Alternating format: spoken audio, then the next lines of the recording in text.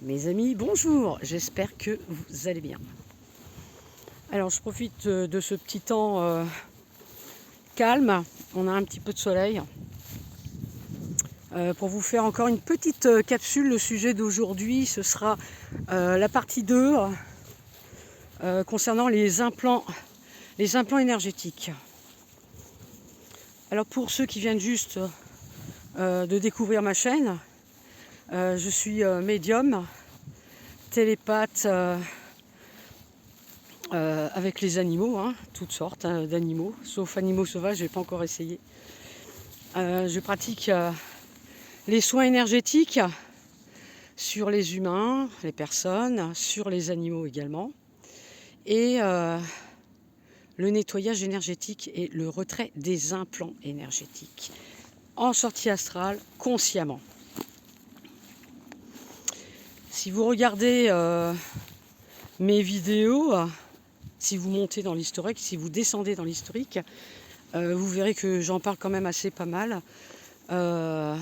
Et je développe en fait comment je pratique. Voilà. Donc je voulais vous parler, essayer de répondre à quelques questions concernant les implants énergétiques. Alors, je parlais la dernière fois d'implants énergétiques positifs. Je vous avais donc donné un petit exemple concernant une période de ma vie.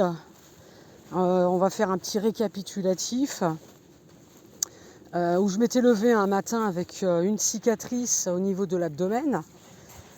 Cette cicatrice, après avoir ressongé un petit peu à comment ça s'est passé, je me suis rendu compte que elle correspondait exactement au niveau à peu près, pas exactement, mais à peu près au niveau de l'estomac, entre l'estomac et le haut du duodénum, du deuxième duodénum, sur le côté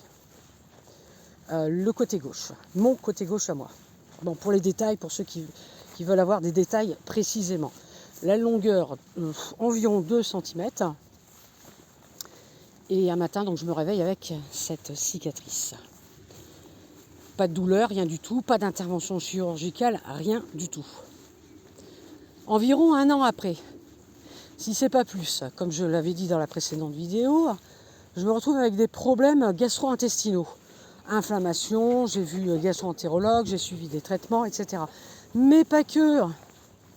J'ai oublié de préciser aussi que j'avais des problèmes d'estomac. J'avais donc une maladie qui m'a poursuivi pendant plus de 30 ans, où j'ai subi des trithérapies, des quadrithérapies, des hospitalisations à répétition.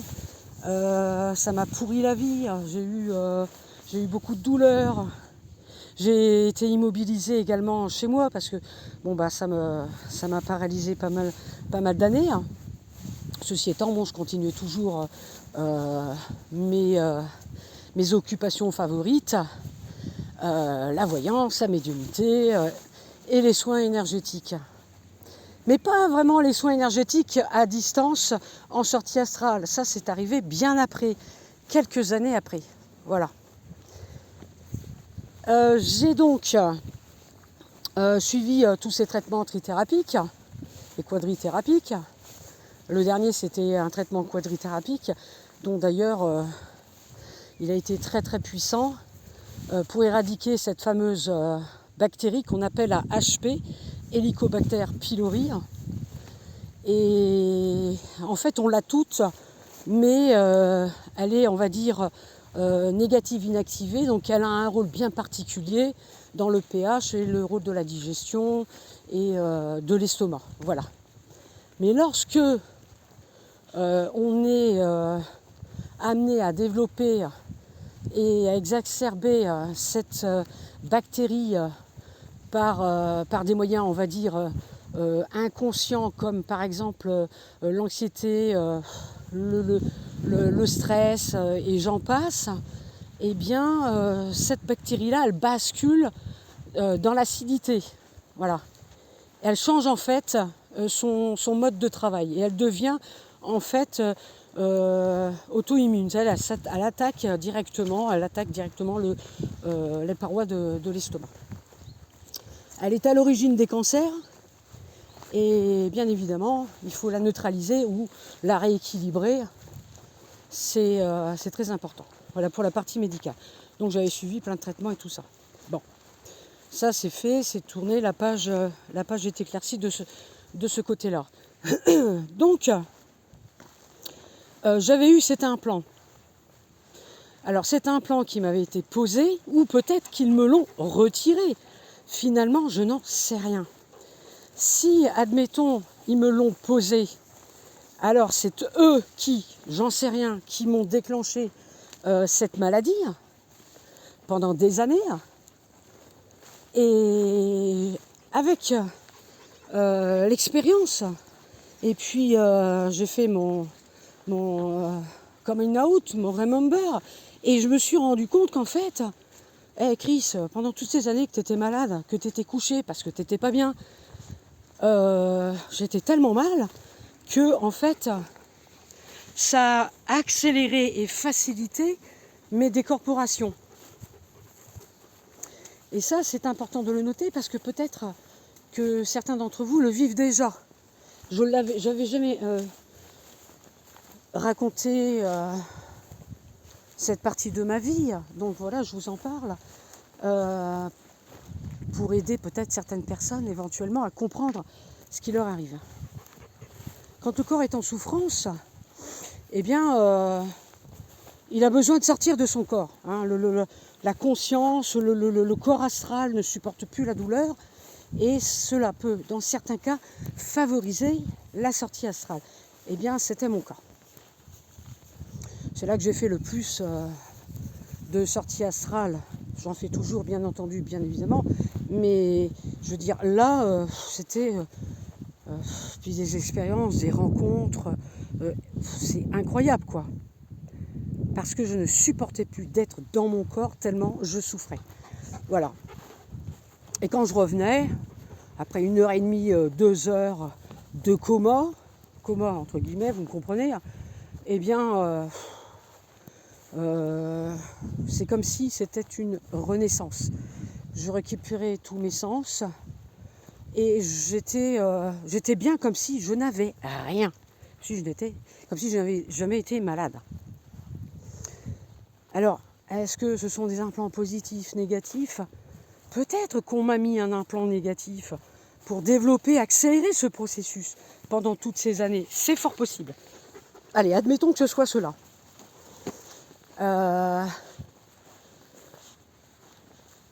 Vers l'âge de 45 ans exactement. Ça fait loin. J'en ai 58 actuellement. Donc, vers l'âge de 45 ans, je me suis rendu compte, au dernier traitement quadrithérapique, donc après j'ai refait une trithérapie, vu que la quadrithérapie, j'ai failli faire un AVC. Bon, ça a fonctionné, la HP, tout ça, machin, dégagé. J'ai retrouvé mon équilibre au niveau de l'estomac, des intestins. Tout était ok, nickel. Ce qui s'est passé ensuite, c'est qu'enfin j'ai pu profiter de la vie sans avoir de migraine associée aux douleurs stomacales, les vomissements et j'en passe. Bref, mon chemin d'évolution spirituelle, d'expérience, de sortie hors du corps et toujours entre deux mondes j'étais. Pendant tout ce processus de l'âge de 18 jusqu'à 45 ans, ça a été favorable, mais bon, voilà, le revers de la médaille, négatif. Et donc du coup, après je me suis sentie comme, normalement, évidemment, bien libérée, hein, voilà. Et je continuais toujours mes sorties en astral, que je contrôlais plus ou moins volontairement, parce que c'est vrai que il y a des moments je ne contrôlais pas du tout, je me retrouvais dans des lieux où j'avais pas du tout envie d'aller, mais c'est comme si on me disait, Chris, t'y vas quand même, quoi, voilà, hein, t'y vas parce que faut que tu expérimentes, voilà. Alors, quand je pratique le nettoyage énergétique, moi j'ai pas envie de me retrouver en 4D dans les sous-bassements, les abysses de l'ombre, hein, habités par les archontes et tout le tralala, mais j'ai pas le choix parfois parce que pour pouvoir dégager les personnes, eh bien, il faut remonter à la source. Il faut chercher d'où vient le problème. Toute cette force, cette énergie, cette coque en fait que je me suis construite au fil des années avec toutes les expériences que j'ai eues, toutes ces choses que j'ai pu voir, ces illusions, ces semi-réalités, enfin tout ça, ça m'a permis maintenant depuis quelques années de pouvoir faire la différence entre toi t'es un ange, ouais c'est ça, t'es un ange, ok je te crois. Non, je ne le crois pas du tout. Voilà, y a des présences qui peuvent prendre l'apparence d'anges, de créatures lumineuses, comme je l'avais déjà dit, je me répète peut-être, mais voilà, pour les nouveaux, qui peuvent prendre l'apparence d'être de lumière, mais qui n'en sont pas. Et qu'est-ce qu'ils foutent dans le bas astral? Un peu de... voilà, le raisonnement. Je suis dans le bas astral et je vois une entité lumineuse qui me dit coucou, t'as besoin d'aide, je veux bien t'aider, patati patata. Alors si tu dis oui, t'es foutu, tu passes un pacte. Voilà. C'est pas possible. Si par contre, on est dans les hautes sphères, genre 5, 6, 7, 8D, 10, 12, peu importe, mais là, plus on monte, et plus la fréquence est élevée, et plus la présence invisible devient énergie, elle n'est plus même pas physique sur le plan éthérique, c'est même pas une forme physique plus ou moins humanoïde, c'est une énergie quasiment pure. Plus on monte, et plus on monte, on arrive à la source, voilà. Donc là, ok, on est dans la 6, 7, 8D, on rencontre ce type de créature, pas en nettoyage énergétique, mais si c'est le cas, par exemple, parce que je veux rentrer en contact avec l'âme, la source même d'un de mes consultants, par exemple, ou moi-même, eh bien là, je sais que là, ok, je suis bien en contact avec la source, l'âme elle-même, en contact avec la source, ok? Sinon, si c'est plus bas, moins 5D, c'est même pas la peine, hein, c'est du négatif. C'est-à-dire que là, à ce niveau-là, au-dessus, on n'a pas besoin de faire le test. Hein. Le test des yeux, le test de montre-moi ta véritable nature, originelle, ne pas lâcher du regard la présence. Tout ça, ça ne sert à rien lorsque l'on est au-delà de la 6e D. Voilà. Mais en dessous, c'est très important. Et puis ne pas oublier aussi qu'ils peuvent prendre l'apparence de ce en quoi on aspire le plus. Voilà. C'est pas toujours négatif. Hein. Le guide peut prendre l'apparence d'un bel animal, comme c'est déjà arrivé, un loup, pour entrer en contact avec moi et puis me donner des conseils, on va dire, mais pas des conseils genre il faut que tu fasses ça ou ceci ou cela. Le guide ne va jamais vous dire ce que vous devez faire. Par contre, il va vous donner des indices. Il va essayer de vous éclairer, mais il ne vous dira jamais ce que vous devez faire, parce que vous avez votre libre arbitre. Voilà. Donc c'est déjà arrivé que je tombe sur un loup, et moi, sur le coup, je pensais que c'était un de mes chiens, il y a très longtemps, qui était croisé justement avec un loup. La mère était un berger, qui s'est croisé avec un loup, et je me suis dit, ok, c'est peut-être ça, c'est peut-être elle qui est revenue, la maman, elle veut peut-être me parler, ou l'un des chiots que j'avais eu à l'époque, qui s'appelait Voyou. Donc, si ça avait été cela, sur le coup, j'avais pas réussi, parce qu'après, tu vois, je repense à tout ça, parce qu'il faut soit tenir un cahier, noter, et essayer de temps en temps de décrocher, décoller un petit peu tout ça, les souvenirs, les mémoires, pour que ça revienne à un instant dit où on est prêt pour comprendre certaines situations. Et là, c'est ce qui s'est passé par exemple pour ce chien. L'info est revenue, et en fait non. En remontant le fil, je me suis rendu compte Non, non, non, non, c'est pas l'âme du chien que tu as eu qui est revenu pour te parler. Hein. Non, non, c'est pas ça du tout. C'est en fait, c'est tout simplement ton guide qui, pour te toucher au tréfonds de ton âme, de ton cœur, a utilisé un chien, un berger, un loup. Voilà, parce que bah,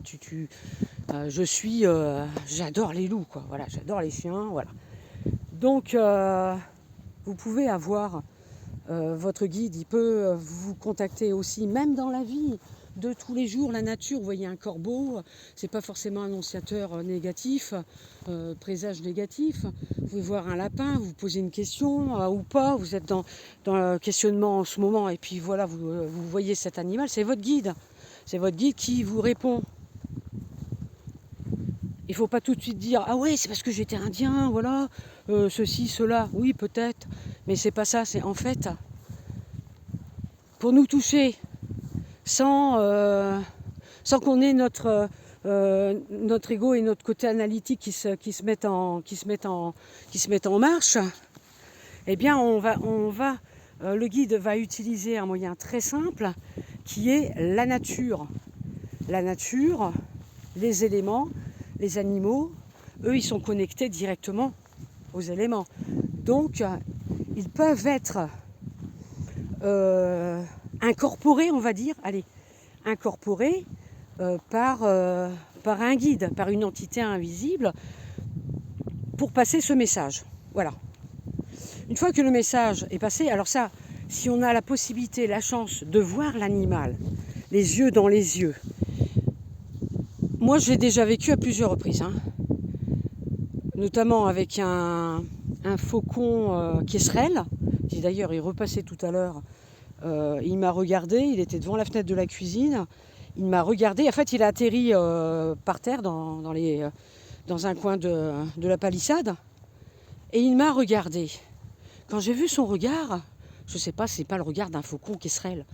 On voit plus que ça, on voit une âme, on a l'impression de voir une entité, quoi. Il y a quelque chose derrière, il y a un message. J'y réfléchirai après pour voir c'est quoi le message. Mais c'est pour vous dire.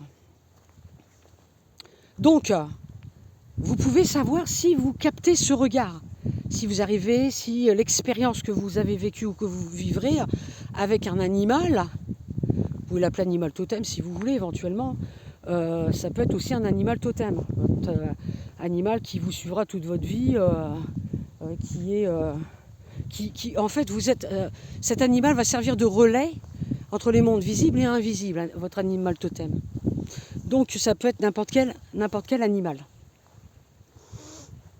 Si vous arrivez à croiser son regard, il n'y aura aucun doute, vous saurez que c'est votre guide qui est en contact avec vous. C'est lui qui vous passe le message, et c'est pas n'importe qui, c'est pas une entité qui vient de je sais pas où ou autre. Voilà, c'est ça en fait que je voulais vous dire. Bon, c'était un petit plus, développer peut-être, on a peut-être pris un petit chemin bis, mais bon, c'est pas grave. Mais le plus important, c'est de vous dire à peu près l'essentiel. Après, je peux toujours redévelopper et répondre éventuellement à vos questions si vous en avez. En fait, dans la vie, il faut être comme un Indien.